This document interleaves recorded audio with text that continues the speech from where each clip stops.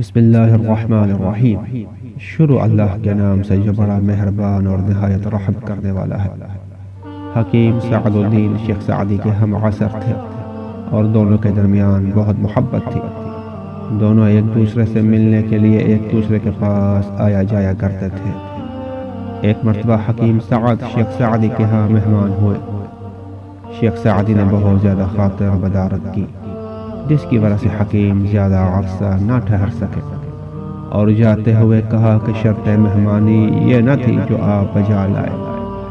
شیخ Saadi نے معذرت کی کہ میں پوری طرح سے آپ کی خدمت نہیں کر سکا۔ کچھ عرصہ کے بعد شیخ سعدی حکیم سے ملنے کے لیے ان کے پاس آئے۔ جب ان کے پاس پہنچے تو حکیم کو اپنے کھیت میں کام کرتے ہوئے پایا۔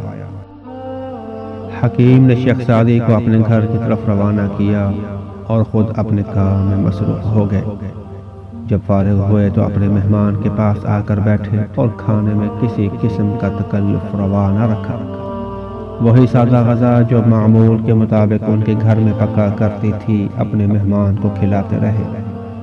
شیخ سعدی 3 ماہ تک حکیم کے پاس مہمان رہے، اور جب حکیم نے محسوس کیا کہ شیخ واپسی کا ارادہ رکھتے ہیں تو انہوں نے خوب خاطر مدارت کی اور دوستوں سے کہا کہ شیخ واپس جا رہے ہیں، لہذا آپ بھی ان کی مہمان نوازی کریں۔ 1 مہینہ تک شیخ کو دعوتیں ملتی رہیں۔ جب شیخ روانہ ہونے لگے تو حکیم نے کہا کہ مہمان نوازی کی شرط یہ ہے کہ تکلف سے خالی ہو، تاکہ مہمان چند دن اپنے میزبان کے پاس رک سکے۔